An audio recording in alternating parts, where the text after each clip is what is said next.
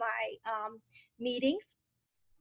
And so I will have a recording of this. I will also have that report as well as this roster. All right, enough of the business of everything. Some important pieces of Zoom, if this is your first Zoom, for many of us it's not, because we've been Zooming way more than we want to. Just to remind you, you have some tools down here. You can mute your mic or unmute your mic, turn your video on and off. I typically have the ability to mute or turn your video off. I think I can turn it on too, but I would never like do that to anybody. But I have cut video off for participants in the past just to save bandwidth. And as we're working, I am going to actually turn my video off to save bandwidth as we're going through this.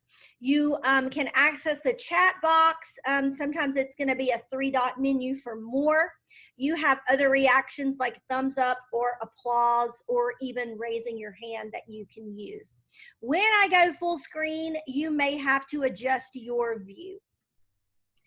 A little bit about me. I'm a mom of 3 and a wife to Marty, who's a teacher and a coach, so we are all in. I've been in education for 23 years. I'm nationally board certified teacher and a Google certified trainer.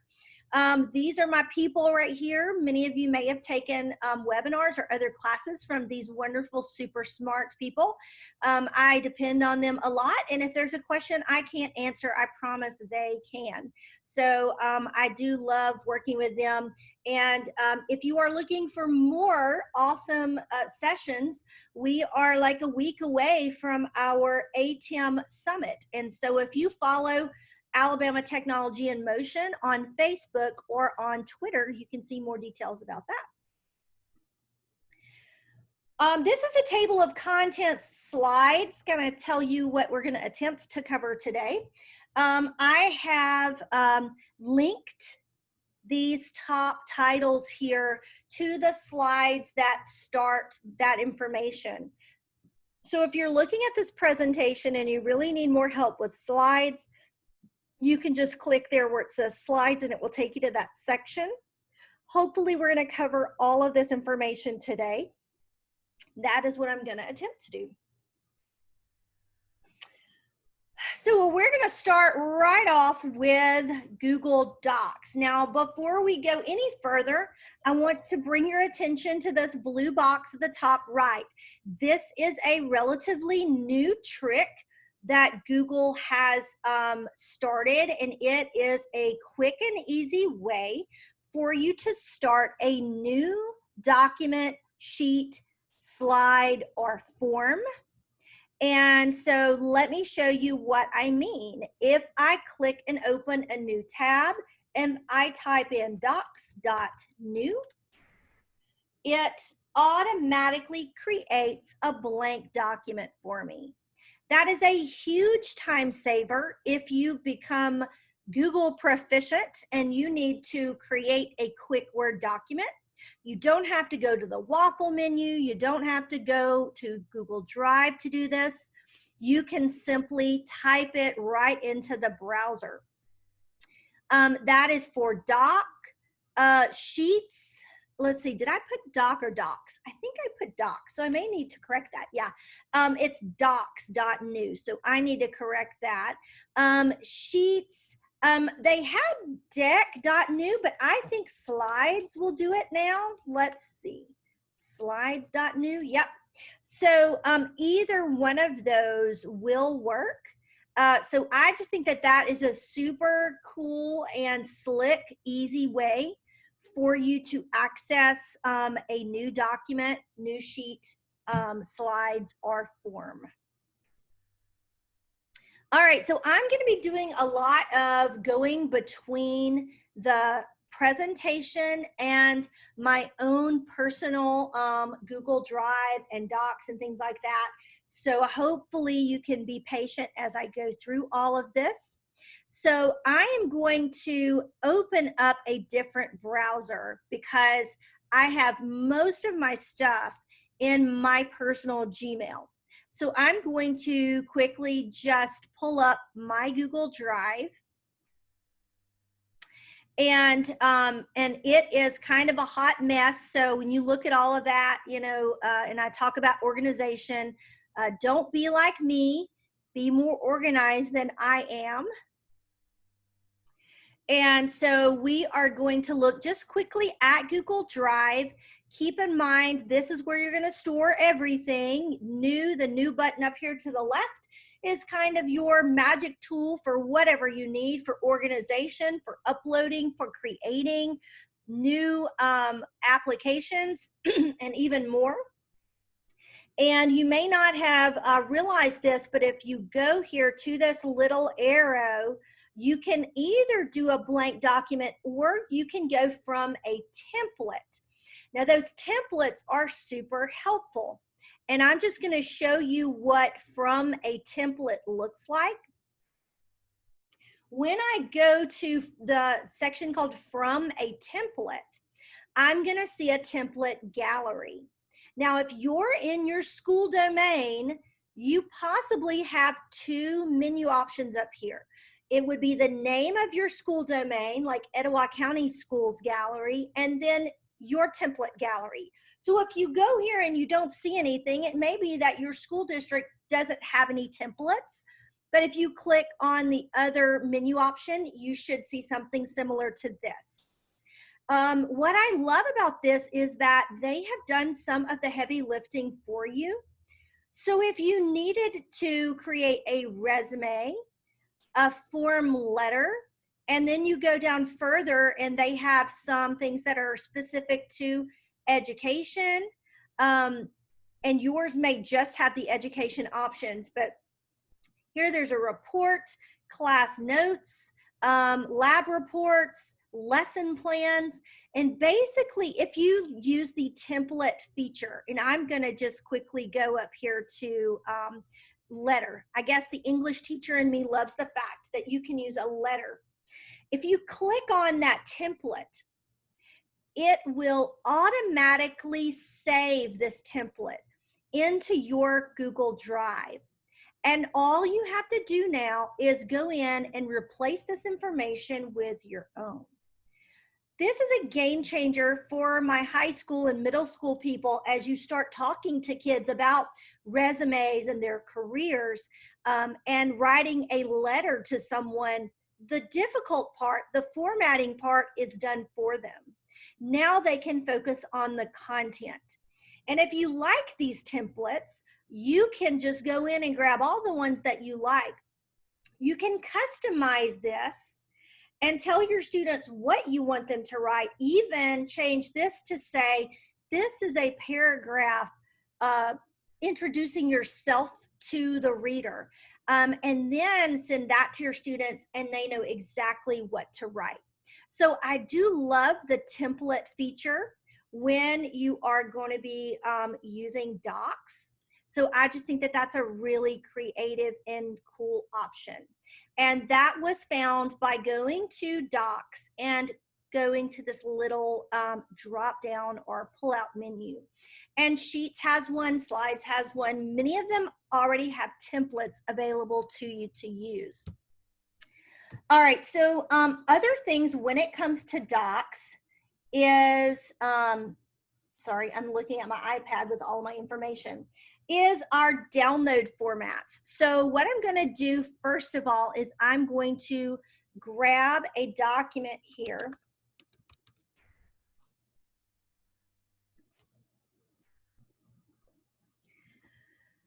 Okay, so this is just a document I've used for training before. You can see there's a selfie in there and all kinds of other cool stuff. And so when you have any document, you have different download formats. So in Google Docs, the very first menu option up there is File. And if you go down, you can choose to download this in a variety of options. One of them is Microsoft Word. So if you do prefer the Office tools, you can create it, collaborate, and everything in Google Docs, and then download it to Word. I recommend this a lot of times if people are in college classes, or they're creating a grant proposal or doing national boards, a lot of the very specific formatting that you want to do is a little easier in Microsoft Word. Another download format that people love is PDF. Any document you create, you can make it a PDF simply by downloading it as a PDF.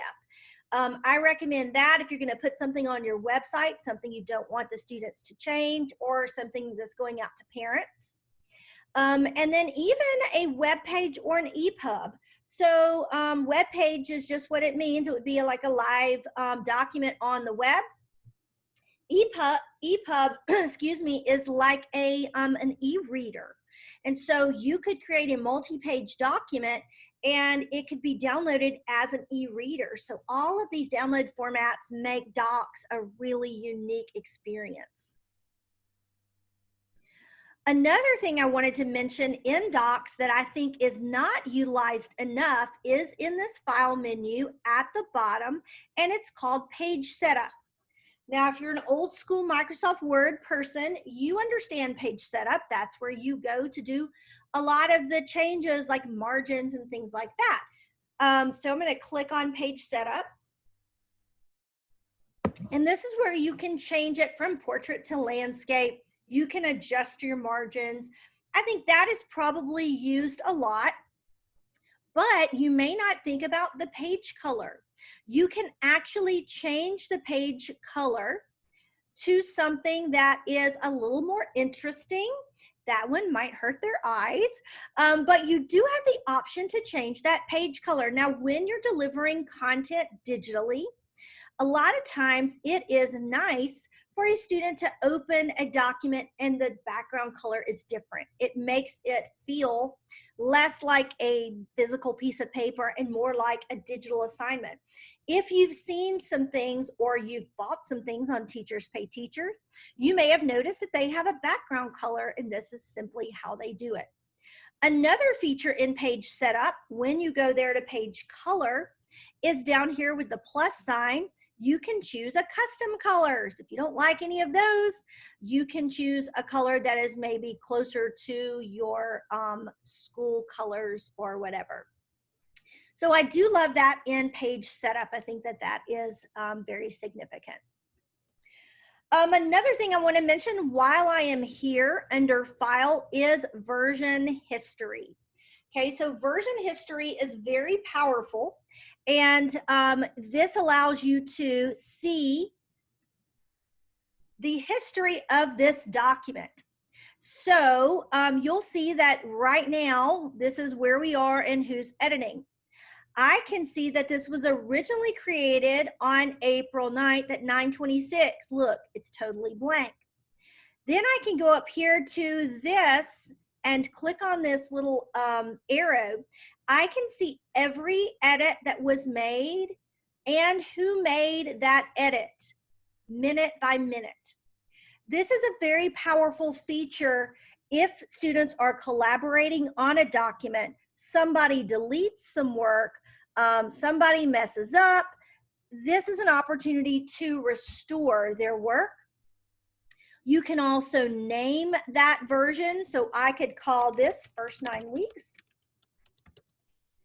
And so you could have an assignment where students are going to be working on it for the entire semester. And you could have snapshots of their work all throughout the semester and see how they've grown and how they've improved. So I love this feature.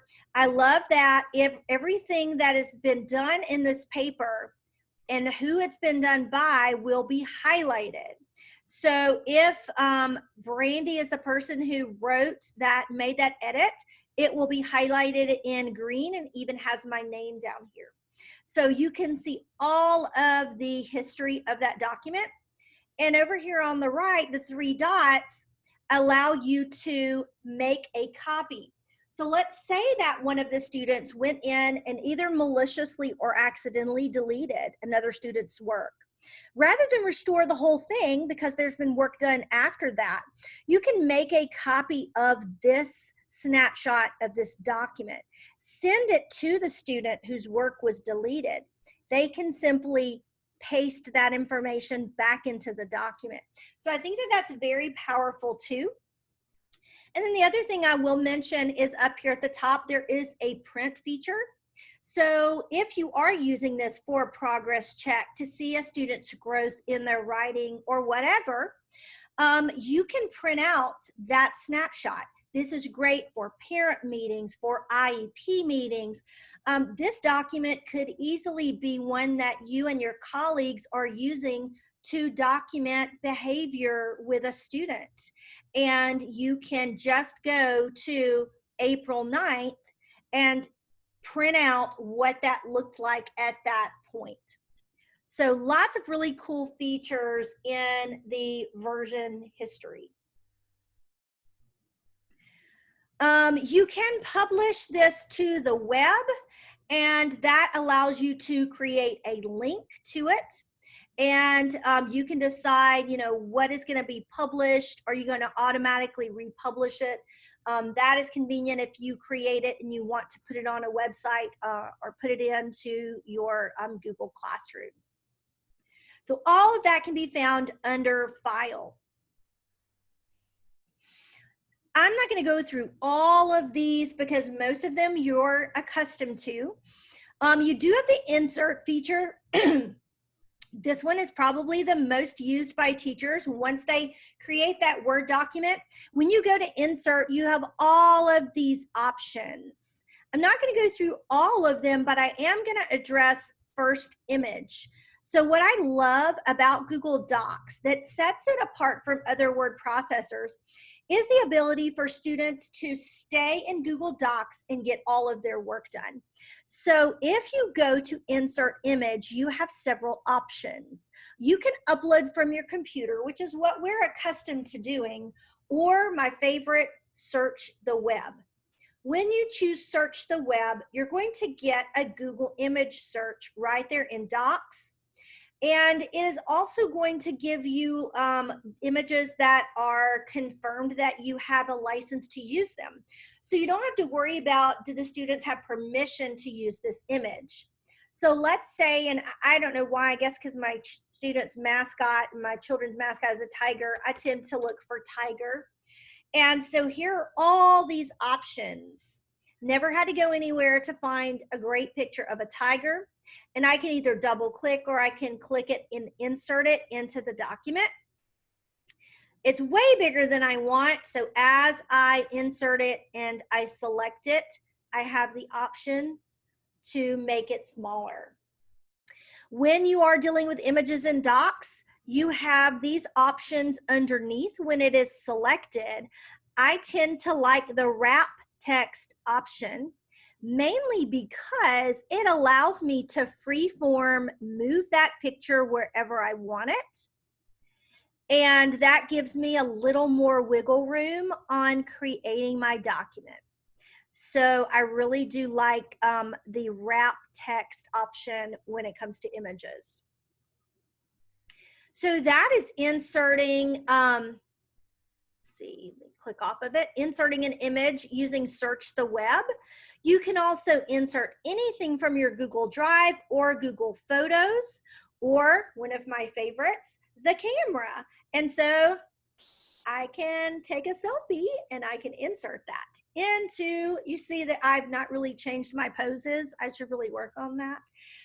So you can insert a selfie into your document or anything. Another really clever idea is if you have students, particularly special ed students or your early learners, like those pre-K students, if they have access to documents, they can simply take their paperwork, hold it up to the camera on their Chromebook or laptop, and snap a picture of their work. This is great for kids who tend to lose papers. They can snap a picture of it and save it into Google Docs. And when they do that, the camera takes an actual image so that when they put it in the document, it's not backwards. It is exactly the way it's supposed to be. So it's almost like a quick and easy document camera or scanner for your students. So don't forget on that insert image with camera, what you can do with that besides just take a cool selfie. Another feature that I really like is the link feature. Now, obviously, we can paste a hyperlink in here, but it's a hot mess of letters and numbers, and it's going to look much cleaner if you select your text and either go to Insert Link, or you can choose this hyperlink up here at the top. And what is unique about Google Docs is it's Google. So it's going to read the words you selected and make some suggestions. Well, look at that. They actually have technologyinmotion.com as an option. Unfortunately, that's not our website, so I wouldn't want to choose that. I could link to another document, so you don't have to just link to a website. You can link to anything. So a document can link to a document. A slideshow can link to a sheet or a document. If you have seen some of these things through Teachers Pay Teachers or on Pinterest, if you've seen HyperDocs, the key is learning how to link things.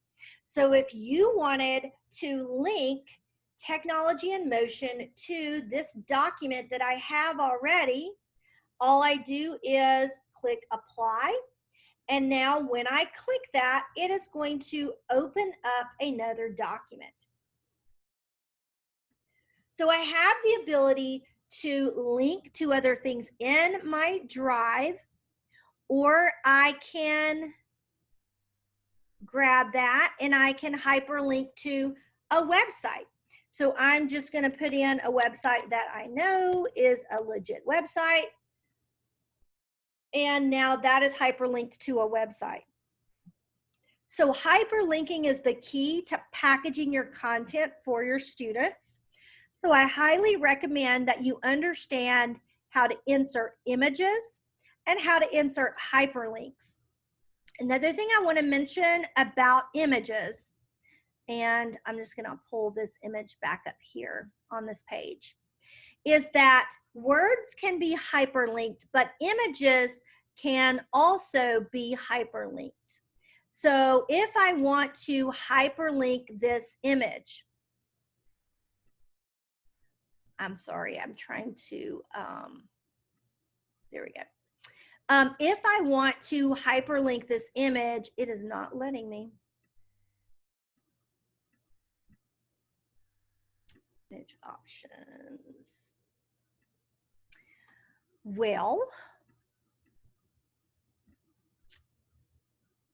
I will have to get back with you on that because typically I am able to hyperlink images and I'm not really sure why. I cannot right now insert a link on that image. So I will come back to that, or I will drop something in Google Classroom about that.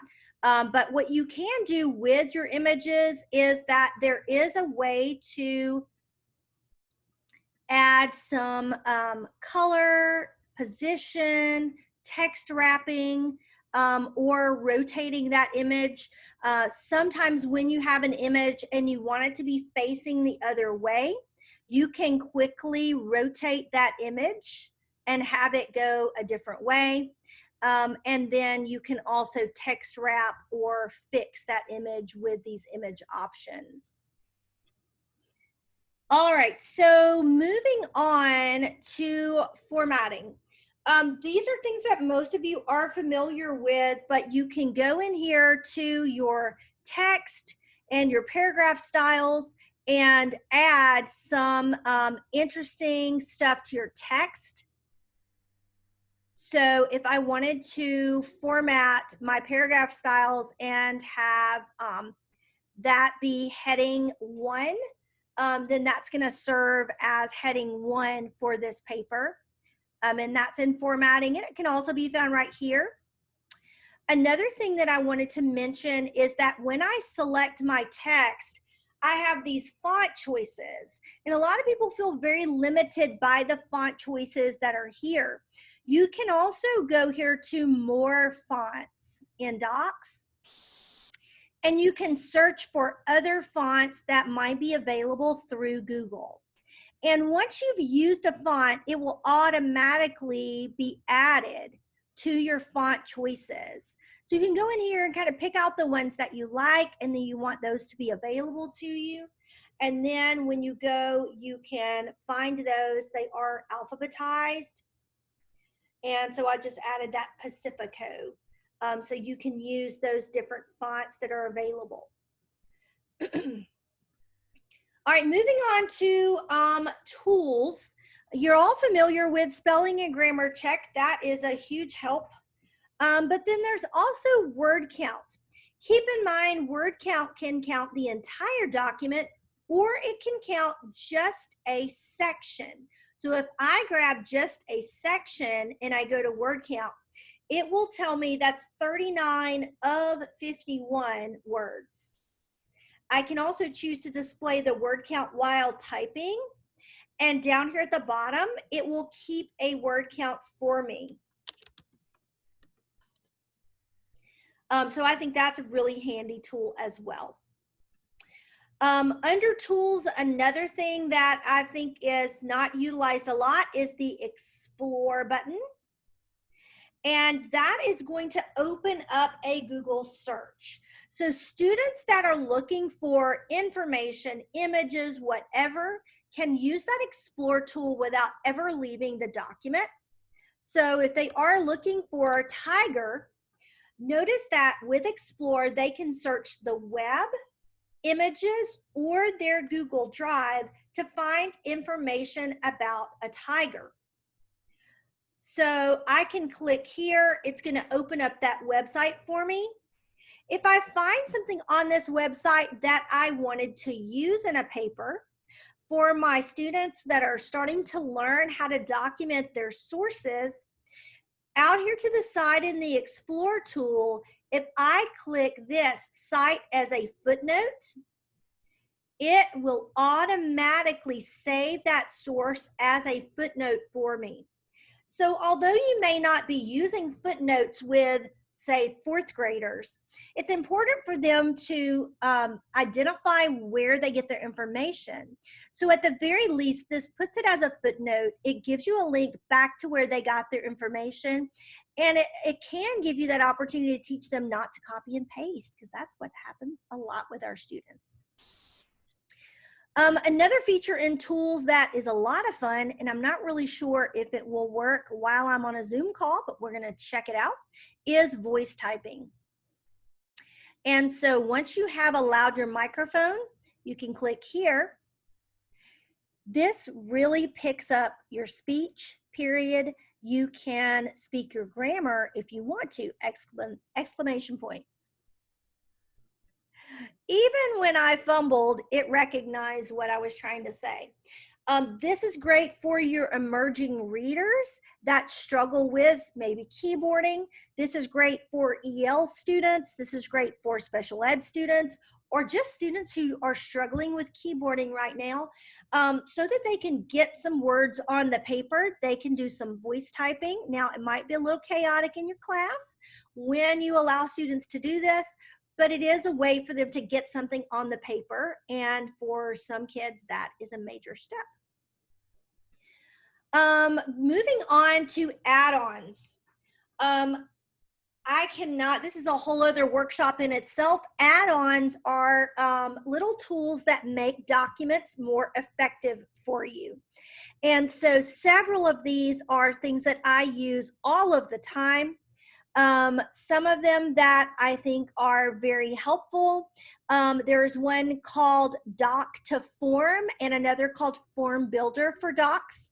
If you're someone who uses Google Forms for quizzes, these are invaluable. You can have something in a document and it will allow you fairly easily to grab that information and dump it into a form. I do love glyphy diagrams if you're wanting to add certain story maps or webs to something. Glyphy diagrams is a great one. There's even more down here, a word cloud generator. I'm a huge fan of using word clouds. And sometimes if you have Chromebooks in your school, the browser won't allow it. So word cloud generator is one of my favorites. If you're going, wait a minute, where did you get all of this stuff? If you go to add-ons, you can click get add-ons and it will open up a special section of the Google Store that is specific to Docs. So when you're looking at add-ons, these are specific to the tool you're using. So if you don't know what you're looking for, you can just kind of do like Amazon shopping, look at these, say, hey, that looks interesting. If I click on it, I can see a few screenshots, an overview. You can see reviews. And also you can see how many people are using it currently.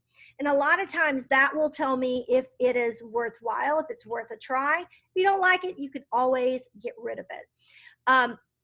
Another add-on that has become very beneficial as my husband is in grad school is Easybib Bibliography Creator. And it allows you to do APA, MLA, footnotes, a whole lot of different ways to document your sources. So lots of great add-ons if you're looking to make your documents experience better. All right, so that was a whole lot of everything, and this is the struggle that I have with these kinds of sessions.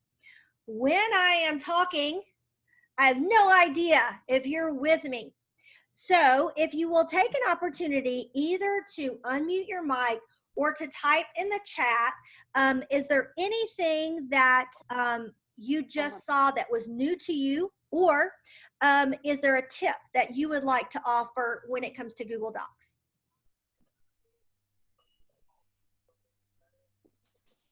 So far, everything that you've gone over is new to me, so I'm excited about learning. Great, thank you.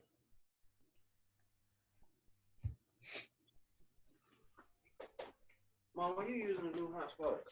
Anybody have any tips that you would like to offer on Docs that maybe I did not cover? Something that is handy, helpful, maybe even an add-on that you've tried?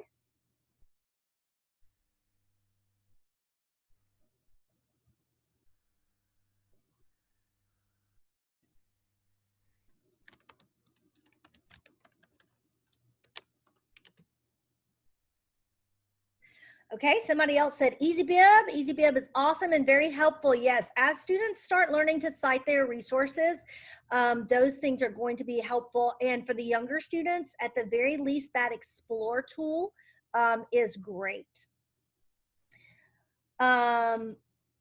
Great, I'm glad that you're learning some new features, and hopefully we will kind of keep learning. Now, just kind of looking at my time and thinking about what we have left to cover, I am going to go back here to our document. Now, on this next slide, slide number 8, I really didn't talk about these, but these are new features under tools. One is called Compare Documents. Now, I have not tried this, but as a former high school English teacher, I would love it. Supposedly, you can compare a document to another document. So, for example, if you had a student turn in a first draft and a final draft, you could choose Compare Documents. And it will show you a literal comparison about how much has been changed in that document. I'm going to tell you what now, that is huge, because a lot of my students would do a first draft and then try to turn in that same draft as their final with no changes. The other way that it can help you is if you're trying to conserve words or characters, or you're writing a grant proposal and you want to see what major changes were made.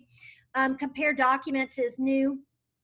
And then another feature which I have not fooled with called Activity Dashboard, but that actually shows the activity that has occurred in that document. It's very specific, even more than version history. So those are two features that are fairly new.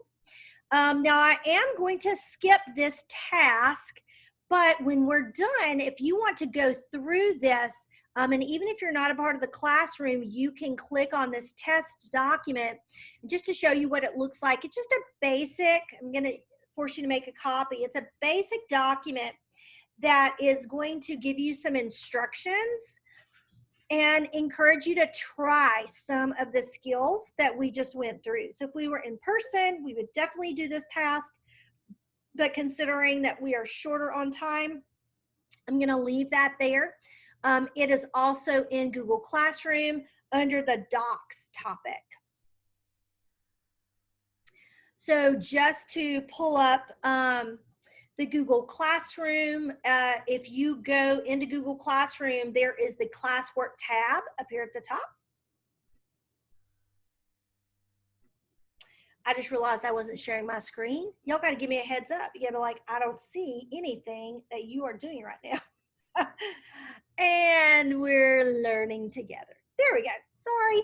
So in the Google Classroom, if you go to the classwork tab, this is where you would find a copy of the presentation. I have an advanced Google presentation this afternoon. If you guys signed up for that one too, then ooh, you got a whole day of me. But anyway, I've got that housed here as well. Some tips for Google Drive, that test document that I just showed you. And then you'll see other opportunities to practice under beginner. And then at the bottom is the final assignment that I was talking about. So that is on the classwork tab. But we are going to press on and skip on to Google Slides. So can I see a thumbs up if you know how to use those reactions? If you are a Google Slides user, or if you don't know how to do the reactions, you can just open that camera and be like, thumbs up, and close it back. No judgment if you've got like hat hair or your head's in a towel or whatever. My husband's glad I do Zoom sessions because then I have to like put on makeup and fix my hair occasionally.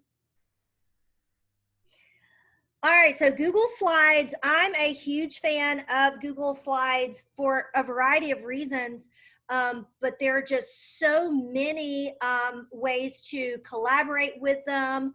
Lots of new features that are coming out more and more for Google. I used to be a big PowerPoint user. I have a Mac, so I could easily use Keynote, but I tend to favor Google Slides and what you can do with slides.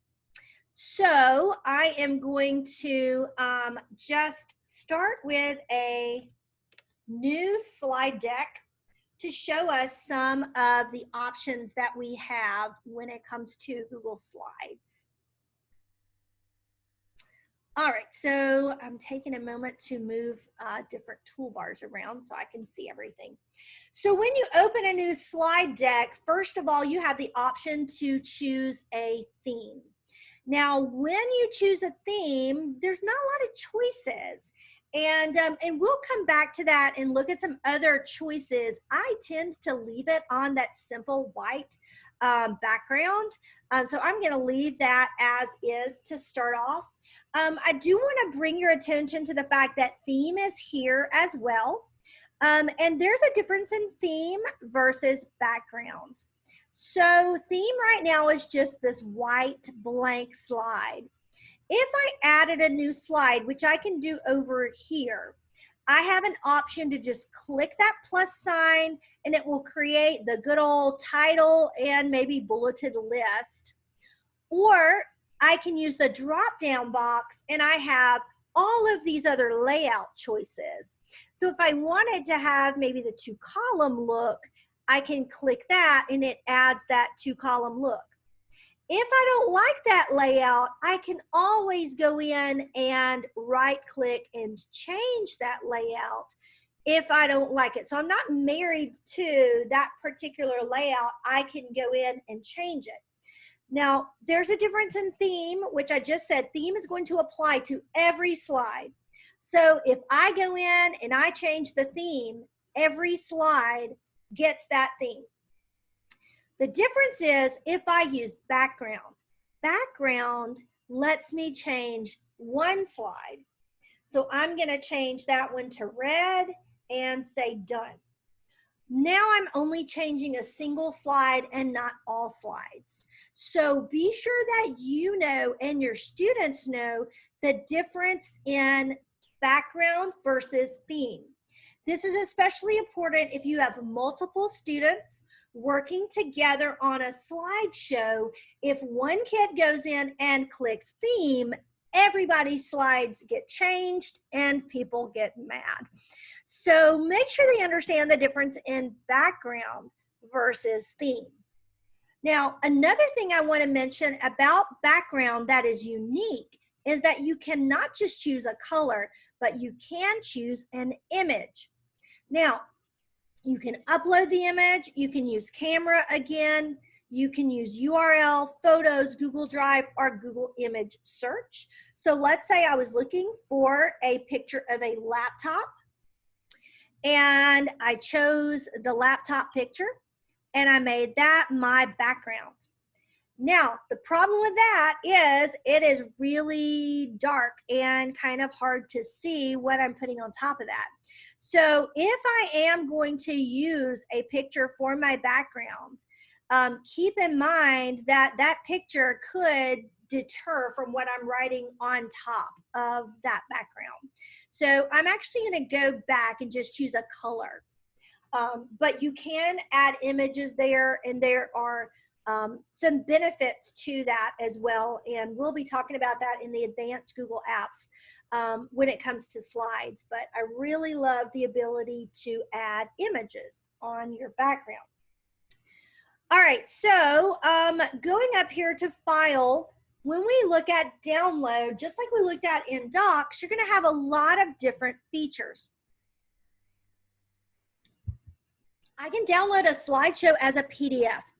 The benefits doing that is if I'm going to share this slideshow with parents, for example. So let's say that we do a big open house and all of my class rules and everything parents need to know is in my slideshow. I don't necessarily want to publish that out on a website, but I do want to send it to my parents in Remind. I love the PDF option. So if I download this as a PDF, it is going to keep any links that I have there will still be active, and that presentation now is scrollable like this. It's much smaller in size than a big slideshow presentation. So I do love the ability to download as a PDF. And like I said, any links that you put in there to your website or your email address would still be clickable for parents. And it might be easier for them to access, let's say, if they're looking at this on their phone, which a lot of parents do. So you can download it as a PDF. Another really neat feature is you can download as an image. Now, what I don't like that PowerPoint does differently is when I say JPEG, if I choose JPEG or PNG, both of those are pictures, it only chooses the current selected slide. I love creating things in slides because I can manipulate my words and my images. I can make it look really great. And then I can download that as an image and use it other places. For example, if you have opened up Classroom, you would see on the stream page this little banner that I made. That is made in Google Slides. So when I went here to upload a photo, I selected a photo from my computer because I had downloaded that slide that I created, and I uploaded it as a photo here. So knowing how to download these as a photo becomes very beneficial. So here's an example. Welcome to the class. Okay, class rules. Be on time, be kind, love one another. I don't know, don't breathe on each other. Okay, so there's our basic class rules. I can make this text super fancy and larger and whatever I want to do. And just like the insert option in Docs, I can insert an image. And I'm going to search the web for classroom. So there is a bunch of different pictures of a classroom. So I'm just going to put this one in. And I'm going to minimize that. It would be even better if it was actually a picture of my classroom. And so this is ready to go. I can make it look even cooler if I want to add my Bitmoji. Now, if you don't know what Bitmoji is, it is a really fun app that allows you to create a cartoon avatar of yourself. Now, this is a whole other workshop, but just to let you know, if I go to the Bitmoji app, and you have to have the app on your phone or tablet, when I go to the Bitmoji app, it allows me to create, I don't know if you can see, my own little Bitmoji character. Ooh, that's creepy, the virtual background, like, woo. Anyway, so that is my phone, and that is my Bitmoji character. You have to create it on a phone or a tablet first. Once you have done that, there is a really cool Chrome extension, and extensions live up here in the top of your browser that would allow you to put your Bitmoji character into your slides. You can put it into documents as well, but once you have that there, all your Bitmojis are available. You can simply type in a word. Now Bitmoji actually will put the word above a Bitmoji character. So I am just going to grab this one and drag her into my slide. And voila, how cute is that? Boom.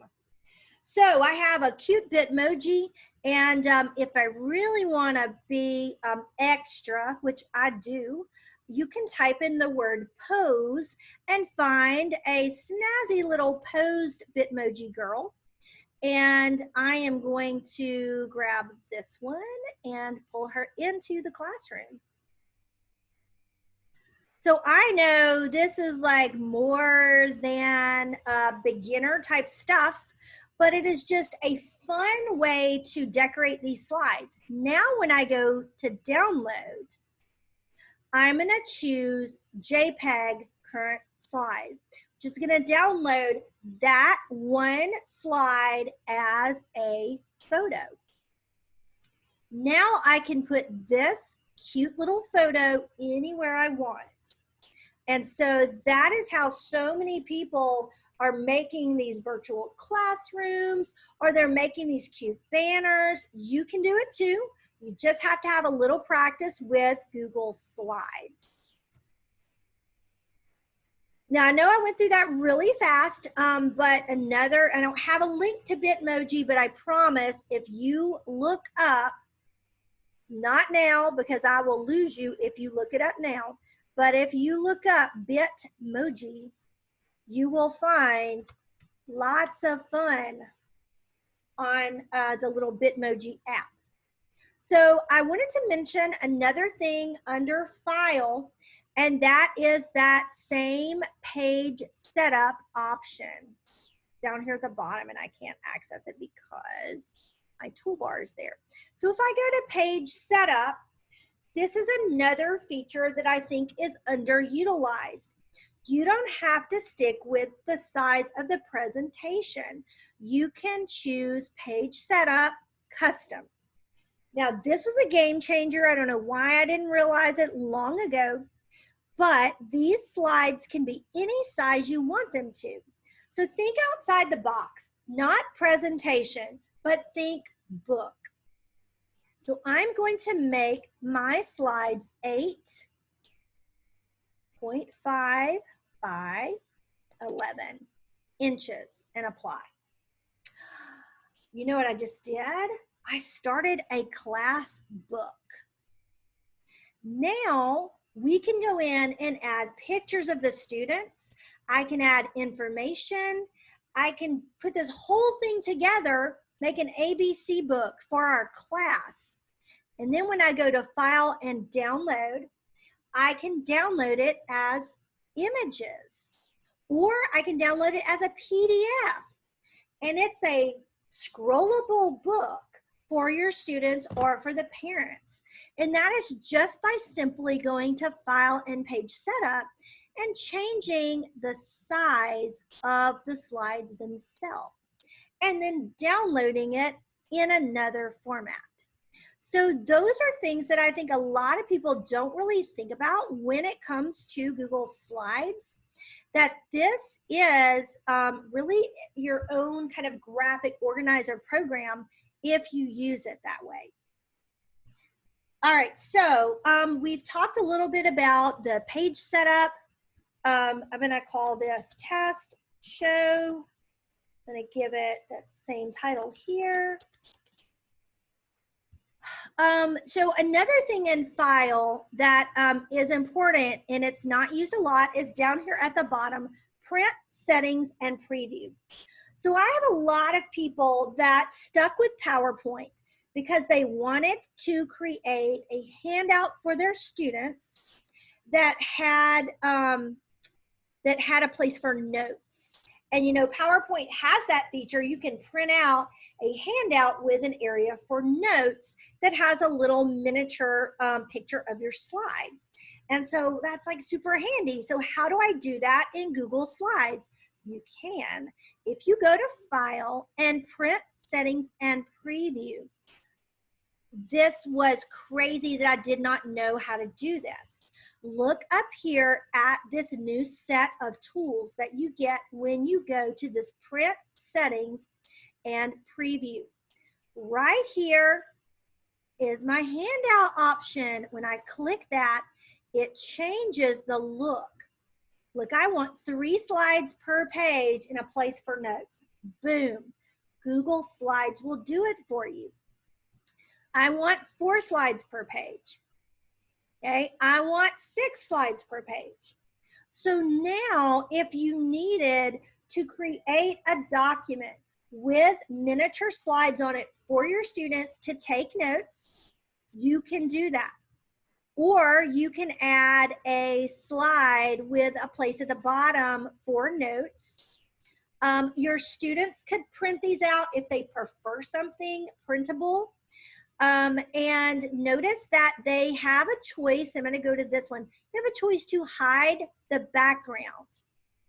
The benefit to that is if they don't have a color printer, or if they do and they don't want to use all of their ink, you can hide the background and you can download as a PDF. So now I downloaded everything quickly as a PDF, or I can print from this screen. So this is in Preview and Print Settings mode, and I'm going to click Close Preview. And so now we see that we have simply gotten back to our slideshow. So I think that that is a huge game changer. All right, I'm going to skip through a couple of other things here so that we can move along.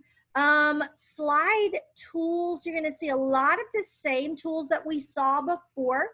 Add-ons, there aren't nearly as many add-ons in Slides, but you do have that ability to use add-ons here as well.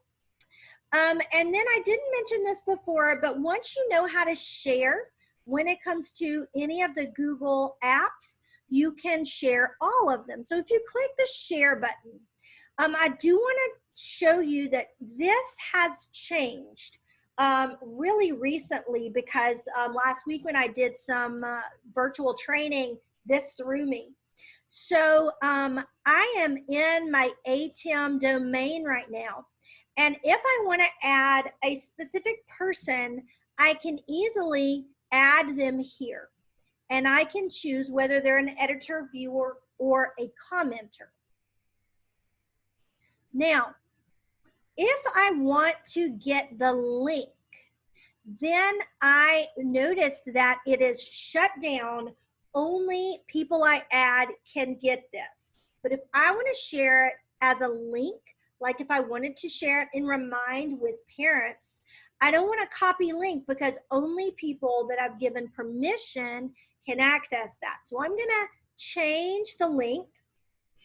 And I have some options here as well. You may not have all of these options. It's going to depend on your school district and what they have set up for you, but I'm going to choose anyone with the link.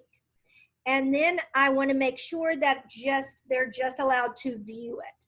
So just be mindful of your sharing settings when it comes to any of these Google apps. And note that if you're using the get link option rather than putting someone specifically, you may need to change it from restricted. That means only people I specifically added by email can access this. So I'm going to either want to choose anyone in my domain or anyone in the public with the link. Those sharing settings are very important.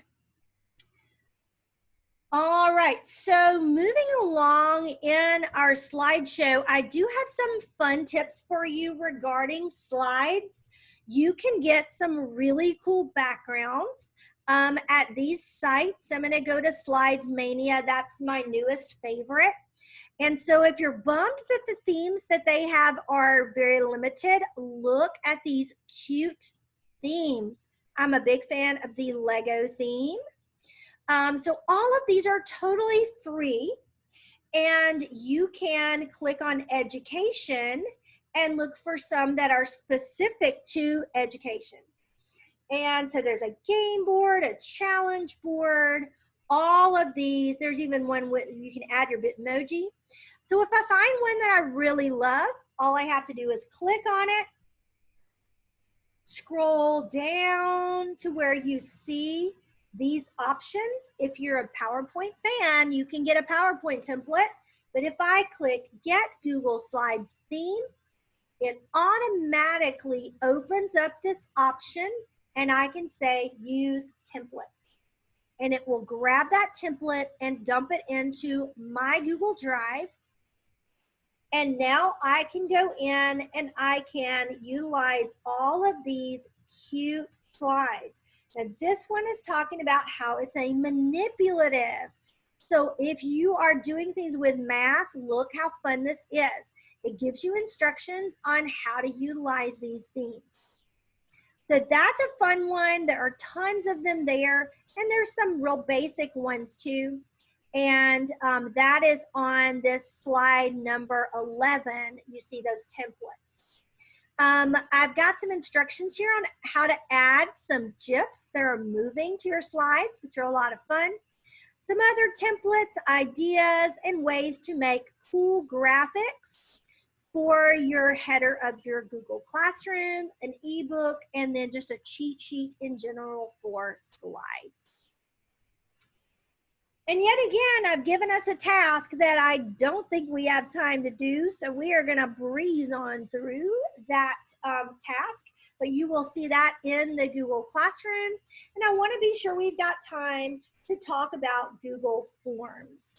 So a lot of people are big fans of Google Forms, using them for surveys and for quizzes with their students. I have a link here to tips and tricks for forms if you want more information about it. Forms really, just like many of these apps, could be its own workshop because it is very detailed. But I'm going to simply just go to a form, and I have one loaded on our classwork page. And so this one is a simple vocabulary quiz. So if you go in and take this quiz, you'll see that I have this set up as a quiz, collecting your name and your class period, and it's got a next button at the bottom. And I use something called sections within forms to do that. So I kind of call this my demographic section, collecting information from students, and then we go into the questions. So we're going to look at a basic form and how we kind of build a form. So I can go here to forms.new, and it will open a blank form. So if you are still out there listening with me, if you have tried forms before for surveys or for quizzes, give me a thumbs up on your reactions. We may have some people that have never tried it. It's a little intimidating, or maybe you've seen people use it, but you haven't used it yourself. So I'm just going to give you kind of a quick overview of forms. So when I go into forms, the first little thing I want to show you is when you're naming your form, and I'm just going to call this one parent survey. Typically, when I create a title, it will turn this title at the top into that title. Forms does not do that. You have to click up there and it will automatically grab the title. So I always recommend that you make this title first and then click up in the top left. The reason why you want to do that is that you have got to have a name for this when you're ready to look at your responses. You want to have it named correctly. Otherwise, you'll have a bunch of stuff called untitled form. So be sure that you name it here and here. Where it says form description, you actually don't have to put anything, and it won't put the words form description there. So that's kind of helpful. You can put some directions there if you want to. And so now you have some options. Before we start adding questions, we want to first look at the settings in forms. So right next to the send button to the left of it is this gear. Anytime you see that in Google, you know that's the settings feature. So when I open that up, I have a whole lot of settings in forms. The first tab is general. If you want it to automatically collect email addresses, you can check this. And this means that it will collect email addresses. If I want to require that you're signed in, I'm going to leave this checked. In other words, restrict it to users in our domain. If this is a parent survey, though, which this is, I'm going to uncheck that. And I'm also going to uncheck to collect email addresses, unless I just want them to have to give me an email address. So I could leave that checked. But I have to uncheck this so that I can publicly send this survey out and people don't have to be in the atm.us domain to be able to answer it. Down here, I want to decide, what can my respondents do? Can they edit after they submit? Or can they see a summary of people's responses? I don't usually want them to have that opportunity, so I leave these unchecked. The next tab is presentation. Do I want to show a progress bar at the bottom that says you've completed 2 of 5 questions? That's just your choice.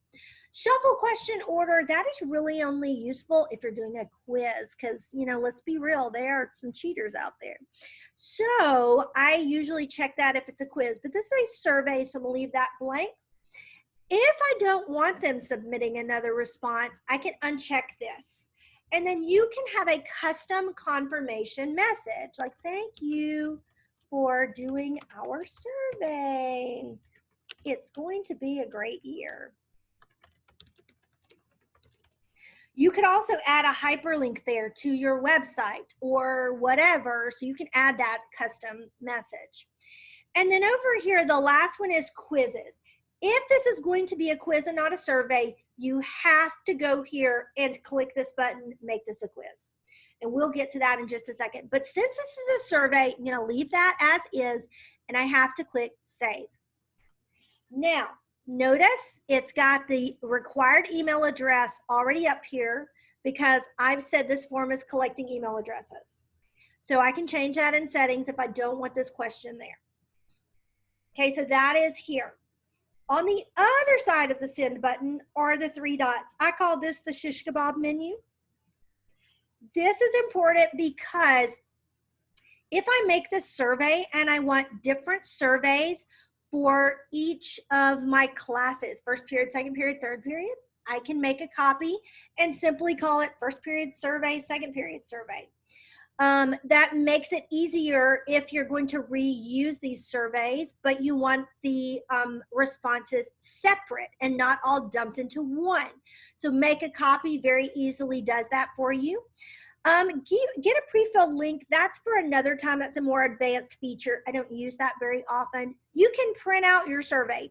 So if you do have some students that parents do not have the web, don't have smartphones or anything, you could print that survey out and they could take it on paper.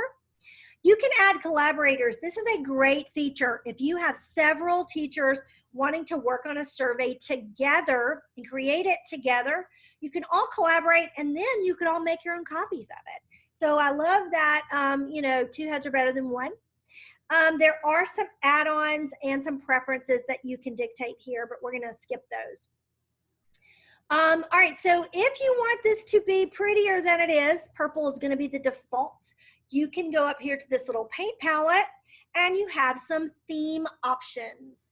So if I want it to be red, because that is our school color, I can change it to red. Background color, it's still going to be pretty light, but if you wanted to darken it a bit, it's going to stick with whatever theme color you chose. You can make your font style a little fancier. I would avoid something super curly like that, but you can go with a more basic font. Don't have a lot of options there. But you also do have an option for unique headers. They already have a bunch of them loaded for you. So if you want the header to be kind of school related, you can use one of theirs.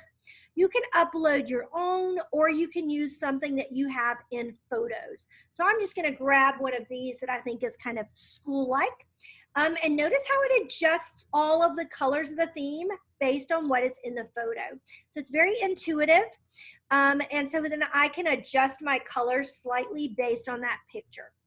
All right, so we made it pretty. We are collecting email addresses. Simply, the next thing is you want to add questions. So we'll have the first question there ready to go. And I'm going to add this question, let's see what else. What would be a good one? Can you come to parent night? And notice that, well, I was very quick on that. It gave me some options, yes and no, because it recognized the question and it automatically let me add those, yes, no, maybe. If I didn't want maybe, I just want a yes or no, I could get rid of that one. I have all of these question type choices. So I could change it, short answer, paragraph, checkboxes, drop down. Really, if you can dream it, you can make a question like it. So if your only question wanted to be, can you come to parent night, then this survey is ready to go. If I want to add another question, I have a couple of options. First of all, down here at the bottom, I can make this a required question.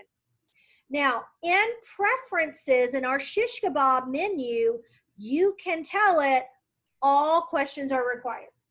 Then you can change individual questions if you want to. You can also make a default quiz point value. So when you're making a quiz, if you want everything worth 3 points, then you can do that here. And that is under preferences. So right now I've got it set that all questions are required, but if I wanted to change a single question from required, I could. Now to add a second question, I can either use the duplicate, because if the next question is going to be a yes, no question, then I can just change the question information. So I can say, if yes, can you bring a snack to share? Now, what is significant here is this doesn't need to be a required question, because what if they said no? So I would skip this question if I had said no. And if I want a totally new question, I can use this floating toolbar and click the plus. And I can say, please put your student's name here. It's intuitive. It usually recognizes, hey, that's a short answer question, but I can make it whatever I wanted it to be. And some other options here that are really neat. We don't really have a lot of time to go over. Import questions. This is a super cool feature. If you have a previous form that you would like to grab questions from, you can select that form, and here are all of these questions. And I can go in here and say, I want to add this period question and not recreate that question. And I can. And I can move it up to wherever I want it to be, because you can drag and drop your questions. So you don't want to miss the import questions part. There's a place for titles, images, YouTube videos, and then ways to section off your quiz to keep things separate, or your survey to keep things separate. When I want to see what the heck does this look like from a parent perspective, I click on the eyeball, and here is what the survey looks like. And there's a submit button at the bottom.